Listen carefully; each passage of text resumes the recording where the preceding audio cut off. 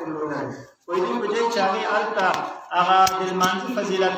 هغه کسر کې وو هغه واخلي د هغه په ځای هغه لرې ملکونو ته ولاړو هلته یې شهادتونه او د رب جل جلاله په دین باندې قرباني هغه یې غوره کړل امام بیهقي رحمت الله تعالی علیه د سعد بن ابي وقاص رضی الله تعالی عنه یو روایت نقل کړي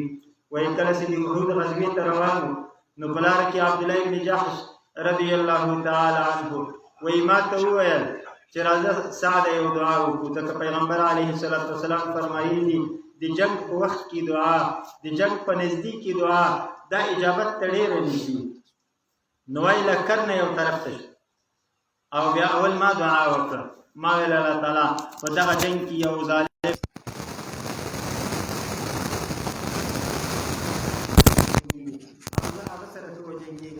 او بالاخره بیا زور باندې غالب شمه او هغه ووژني او عبدالله بن جحش رضی الله تعالی عنه امین ویل او دوم ځل د هغه نمبر شو او هغه ویل الله تعالی په دغه جنګ کې ما ته یو لوی کافر په مخه راولی چې هغه ما سره ښه وجنګېږي او زه هغه سره ښه وجنګېږم او بالاخره هغه په ما غالبه سي او بیا مې شهید کی او بیا مې پزه او غوږونه کټ کی او دا د دې په خاطر چې بیا د قیامت په ورځ ته ما نه تپوس وکړي چې عبدالله د تا دا پزه او دا غوږونه ولې کټ سوي وو ولې قطع سوي وو او زه وایم الله تعالی د تا د دین په خاطر د تا د پیغمبر علیه الصلاة والسلام نه د دفاع په خاطر باندې د ما دغه پوزه او غوږونه قطع سوي وو وایي ما ورپسې امین وایو صحابه کرامو عجیب خلک هغه ورته داسې نه ویل چې خیر عبدالله ته لږ ګزاره کوه ویلې ما ورباندې امین وایو وایي کله چې د احد غزوه جنگ ختم شو او موږ شهیدان راغونډول نو بیا عبدالله بن جحش رضی الله تعالی عنه هغه هم په شهیدانو کې وو او ما چې وکتل د هغه پزه او غوږونه قطع وو او تر څنګ یې پراته وو څنګه چې دعا کړې وه همغسې الله تعالی دعا قبوله کړل او اوس وایي زه پوهېږم سعد بن ابي وقاص رضی الله تعالی عنه وایي چې اوس زه پوهېږم چې د عبدالله بن جحش رضی الله تعالی عنه دعا دا د ما له دعا نه دا ډېره اوچته نو د شهیدانو په شهادت او بیا خصوصا د یو لوی استاذ د شیخ صاحب محترم په شهادت باندې یقینا زړه دردیږي پیغمبر صلی الله علیه وسلم فرمایي ان القلب يحزن والعين تدمع ولا نقول الا حقا یو روایت کې راځي ولا نقول الا ما يرضي او كما قال رسول الله صلی الله علیه وسلم وایي ضرور زړه خفه کېږي او د زړه خفګان سره به سترګو نه اوښکې ضرور راځي خو په ژبه به څه وایو یوازې هغه څه چې رب جل جلاله اجازه کړې ده چې انا لله و انا الیه راجعون رب جل جلاله دې په شیخ صاحب باندې رحمتونه وکړي داسې تاسې د هغه لاره تعقیب کړئ او د هغه شروع کتابونه تاسې تعقیب کړئ هغه ولولئ ان شاء الله دا هغه د شیخ صاحب شروع کتابونه دي هغه ته به الله تعالی اجرونه ورکوي هغه ته به الله تعالی ثوابونه رسوي تاسې مایوسه کېږئ ما درته ویل دا شهادتونه نه دا اول شهادت دا اخیر شهادت وي په اسلام کې همدغه لاره ده د حق او د باطل مقابله به روانه وي خو که چېرته خدای مکړه طالبان هغه په دې مایوسه سي او دا پرېږدي دغه درس پرېږدي لاړ سي خپلو کورونو ته هغه چا چې د شیخ کوشش یې کاوه د هغې هدف همدا و د هغې مقصد دا و او د هغې خپلو کورونو ته تګ دا د هغې هدف و نو موږ تاسې باید له هغې سره د هغې په هدف کې کومک ونه کړو خپله حوصله ډېره لوړه وښیو هغې ته ووایو چې انشاءالله دغه مجاهدین دغه طالبان چې کتابونه دا ووایو دا ختم کړو مخکې د موږ اراده وه چې دلته تاسې د مدرسې ته راسو تاسې سره له نږدې وګورو خو یو خو څه سرګرداني وي د موږ واقعا زیاتې وي او بل موږ دا کوشش کوو چې دغه درس بیرته رواځي دې کې مو یقینا منډې کړې دي پسې ګرځېدلي یو مختلف دا وه بیا د چهارشنبې ورځ وه نو خو د الله تعالی مقدره دا وه چې دغه موضوع تر هفتې پورې راوځنډېږي انشاءالله د تاسې سبقونه به نن نه شروع وي او څنګه چې روان وو له همغه ځایه به دا سبقونه روان وي ضرور پکې څه نه څه فرق خو به پکې راځي خو الله تعالی ته امید ده چې الله تعالی به پکې خیر او الله تعالی به برکت پکې واچوي ما مسیر اجملا صاحب اجملا محمد حسن خان هغې خپله ما ته ویلي وو چې د مدرسې تاسې ترتیب ور جوړ کړئ د هغې د عاشق د باتې غم وکړئ هغې ته استادان ور ترتیب کړئ او هغه سره هم همدا سوچ و چې داسې نه چې دغه د موږ دښمنان ووایي چې دغه مدرسه دا ګډوډه شوه دا طالبان دا ګډوډ شو وایي طالبان د حوصلې اوچتې وساتي انشاءالله موږ د هغې هر قسمه حمایه څومره چې د امارت په وسه رسېږي موږ به یې حمایه کوو د دې لپاره چې د درسو شروع سي زه به نن دا یو حدیث هسې سرسري ووایم انشاءالله دا تاسې سبق چې په کوم ځای باندې ولاړ ده سرسري به دا یو حدیث ووایو ترجمه به یې کړو اصلا علم تعلیم و تعلم کې الله تعالی جل وعلا شانه ډېر لوی برکت یې کړی ده رب جل جلاله ډېر لوی خیر پې یې کړی ده علم هغه څه ده چې موږ تاسې ځان پې پېژنو خپل رب پې پېژنو خپل مقصد د زندگی پې پېژنو خپل دنیا او خپل آخرت ور باندې پیژنو باید هغه څوک چې موږ تاسې د علم مقابل کې خنډ جوړوي او ځنډ یې راولي د هغې خنډ او ځنډ ته باید مثبت جواب ونه وایو او داسې موږ درس شروع کړو روان یې وساتو دا هغې ته یو ګزار وایي سره له دې یو لوی مصیبت پېښ یقینا لوی مصیبت و قابل برداشت نه و خو بیا هم الحمدلله طالبان دي مدرسه ده درسونه روان دي هماغه د پیغمبر صلی الله علیه وسلم احادیث ویل کېږي هماغه حنفي فقه ویل کېږي هماغه د دین او د مذهب او د حق لارې دفاع روانه ده او انشاءالله لکه څنګه چې روان بسم الله الرحمن الرحيم اللهم صل وسلم على محمد وعلى آل محمد ربنا يسر ولا تعسر علينا هذه الكتب وتممها بالخير يا فتاح يا فتاح يا فتاح افتح لنا أبواب فضلك ويسر علينا خزائن علمك رضي الله تعالى عنه أن رجلا سأل رسول الله صلى الله عليه وسلم ما الإيمان قال ساءتك سيئتك فأنت مؤمن قال يا رسول الله فما الإثم قال إذا حاك في نفسك شيء فدعه رواه أحمد وعن عمرو بن عبسة رضي الله تعالى عنه قال أتيت رسول الله صلى الله عليه وسلم فقلت يا رسول الله من معك على هذا الأمر قال قلت أي الصلاة أفضل قال طول القنوت قال قلت أي الهجرة أفضل قال أن تهجر ما كره ربك قال فقلت فأي الجهاد أفضل قال من عقر جواده وأهريق دمه قال قلت أي ساعات أفضل قال جوف الليل الآخر رواه أحمد لابو امامه باهلی رضی الله تعالی عنه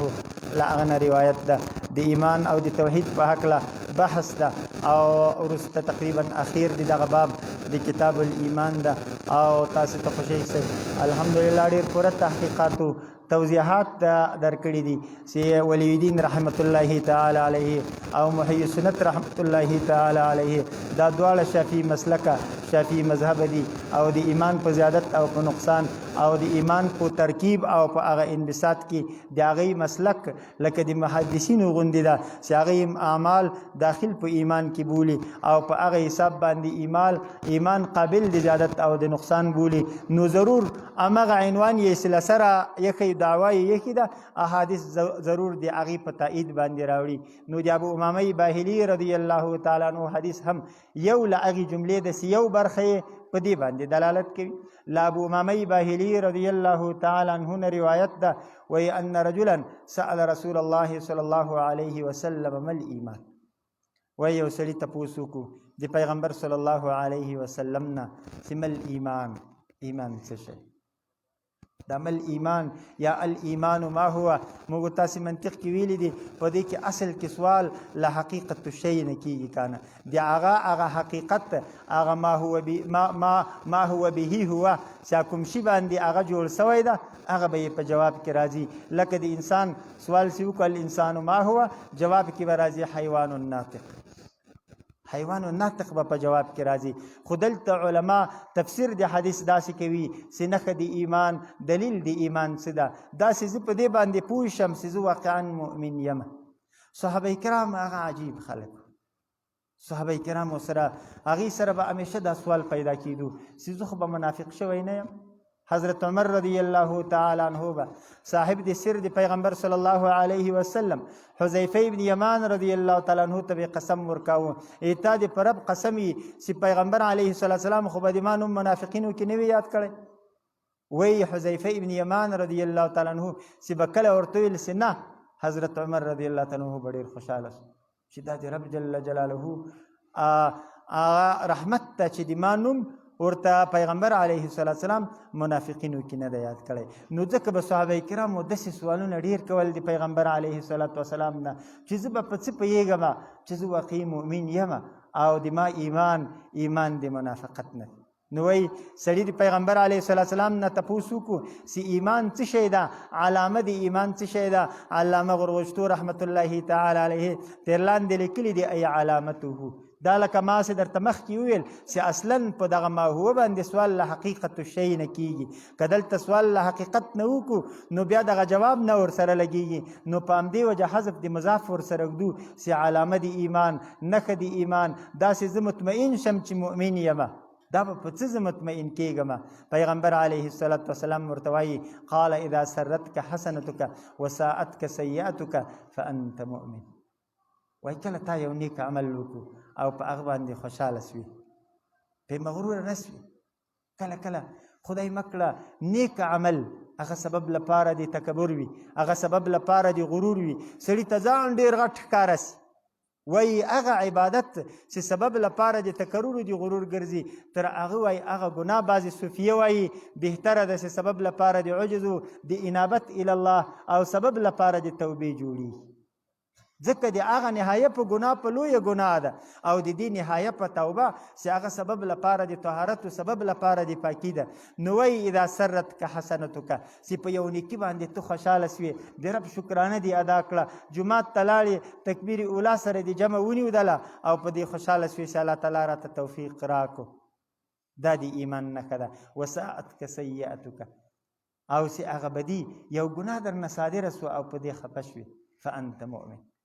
ته پوه شه چې ته مؤمن یې. دا د ایمان نښه ده. ځکه د ایمان تقاضا همدا ده چې په نیکي به سړی خوشحاله کېږي، رب جل جلاله ته به شکر وباسي او سړی به پې غرور نه کوي، او په ګناه به سړی خفه کېږي، رب جل جلاله ته به رجوع کوي. سخته په ګناهونو کې هغه ګناه ده چې سړی په هغې باندې خفه نه شي. او عبادات هغه موږ باید سبب لپاره د غرور مجنون نیسي، رب جل جلاله ته شکر ورباندې یاد کړي. قال يا رسول الله فما الإثم؟ قال إذا حاك بنفسه شيء فدعه. وی هغه سائل بیا تپوس وکړو یا رسول الله فما الإثم؟ ګناه څه دی؟ ګناهونه خو داسې ډېر دي، خو داسې زه یو شي نه اجتناب وکړم، ځان ترې راوګرځوم، د دې دپاره به نه ښڅي. پیغمبر صلی الله علیه وسلم وکړل اذا حاک فی نفسک شیء فدعه. وایي یو شی د تا په نفس کې تردد یې راوستل، یو کار دې کاوه، یو معامله دې کوله، بانک کې د روپۍ جمع کولې، په زړه کې دې دا در وګرځېدل چې دا به ښه کار دی که به نه. یو عمل دې کاوه، دا دې په زړه کې در وګرځېدل چې دا به ښه کار وي که به نه وي، فدعه. عجیبه ښه قاعده ورته پیغمبر علیه السلام وویله. مطلب دا نه ده چې همدغه ګناه ده. واقعا ډېر وخت یو شی به مباح وي خو تا ته چې معلومات نه وو، په زړه کې به دې دا در وګرځېږي چې دا کار به ښه وي که به نه وي، په دې خو به ګناهګارېږم نه. نو اوس که هغه کار که د ثواب وي او ویې نه کې، خو ایله د ثواب کار به دې نه وي، او که چېرته احتمالا هغه ګناه وي او ویې کې، نو خو ته به په ګناه باندې. نو وایي دا قاعده کلیه ورته پیغمبر علیه السلام وښودله اذا حاک فی صدرک شیء فدعه. کله چې تا په زړه کې یو خبره وګرځېده راوګرځېدله، تا ویل چې دا به روا وي که به ناروا وي، دا به د ثواب موجب وي که به دا د عقاب موجب وي، فدعه. لکه چې بل حدیث کې راځي چې دا ما یریبک الی ما لا یریبک. امام ابو داود رحمت الله تعالی علیه وایي ما په خپل کتاب کې لدریو لکو احادیث را جمع کړي دي چې په هغې کې 4 حدیث دا دي چې هغه د انسان کافي دي. یو پکې دع ما یریبک الی ما لا یریبک. کومه خبره چې تا په زړه کې شک در اچوي، په دې کې شکي وي چې دا به روا وي که به ناروا وي، هغه کار پرېږده، په هغه لاره باندې لاړ شه چې په هغه کې هیڅ اشکال نه وي، په هغه لاره باندې لاړ شه چې په هغه کې هیڅ احتمال د ګناه پکې نه وي، ځکه دا کار که روا وي او ویې نه کې خو سوال نسته، او که ناروا وي نو خو ته به په ګناه اخته سوی. ولی الدین رحمت الله تعالی علیه دغه حدیث چې راوړی دا د ولی الدین صاحب ته مې نسبت وکړو ځکه دریم فصل کې حدیث ته کاله دا هغه ملحقات د باب دي هغه احادیث زائده دي چې په د محی سنت رحمت الله تعالی علیه په احادیثو باندې ولی الدین صاحب اضافه راوړي دي هدف یې همغه موضوع ده چې وایي ایمان اعمال دا په ایمان کې داخل دي دلته څه وایي د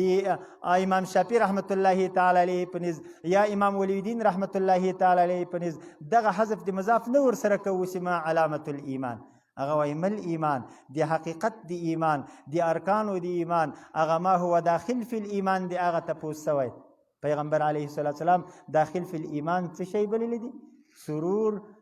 بالحسنه دا نیکی په حسنه باندې کانه دا یو عمل ده دا یو نیک کار ده پیغمبر علیه السلام دا ایمان بللی ده دا یې په ایمان باندې ورحمل کړی ده نو وایي اعمال دا په ایمان کې داخل دي او موږ تعویل څنګه وکړو چې ما علامة الایمان د ایمان علامه څه ده پیغمبر علیه السلام جواب کې وویل دا د ایمان نښه ده حقیقت د ایمان موږ تاسې مخکې پیژندلی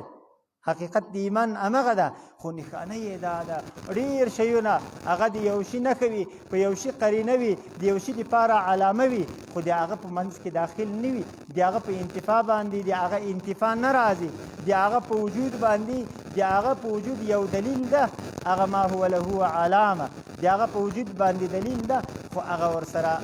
یعنی حتمي و رکن یې همدا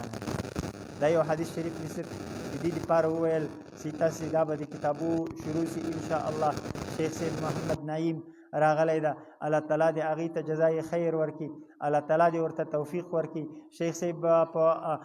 ننګرهار کې جهادي مرکزي مدرسه کې هلته استاذ او عمده کتابونه له هغې سره وو او موږ ورته زاري وکړې الله تعالی دې دې ته جزای خیر ورکړي چې موږ درخواست وو د موږ خبره یې په ډاګو نه غورځوله او دلته راغی انشاء الله د شیخ صاحب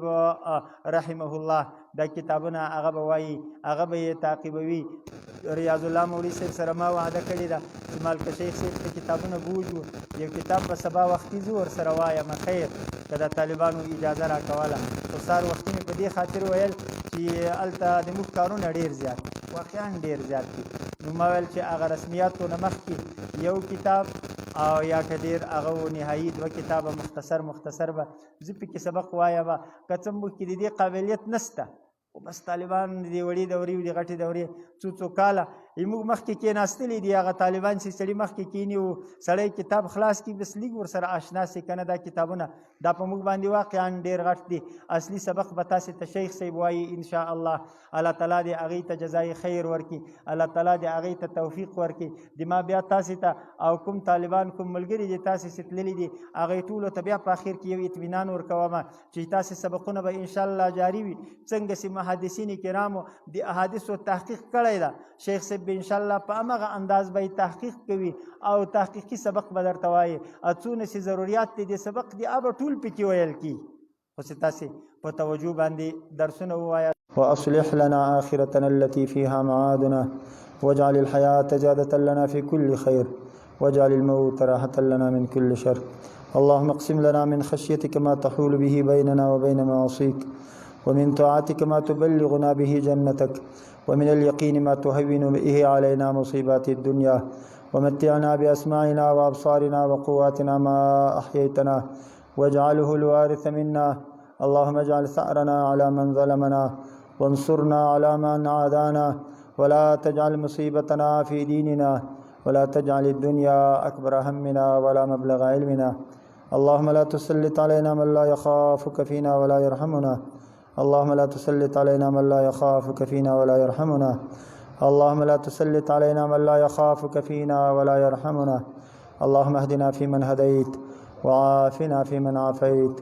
وتولنا فيمن توليت وبارك لنا فيما أعطيت وقنا شر ما قضيت فإنك تقضي ولا يقضى عليك إنه لا يذل من واليت ولا يعز من عاديت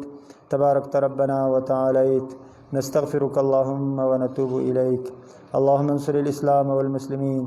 اللهم انصر جيوش الموحدين اللهم انصر إخواننا المجاهدين اللهم أهلك أعداءنا وأعداءك وأعداء الدين اللهم شتت شملهم اللهم عكس أمرهم اللهم نكس أعلامهم اللهم فل حدهم، اللهم خذهم أخذ عزيز مقتدر، اللهم أنزل عليهم بأسك الذي لا ترده عن القوم الظالمين، اللهم تقبل شهداءنا في الصالحين، اللهم ارفع درجاتهم في العليين، اللهم شفعهم فينا أجمعين. اللهم ربنا آتنا في الدنيا حسنة وفي الآخرة حسنة وقنا عذاب النار. وصلى الله تعالى على خير خلقه محمد وعلى آله وأصحابه أجمعين برحمتك يا رب.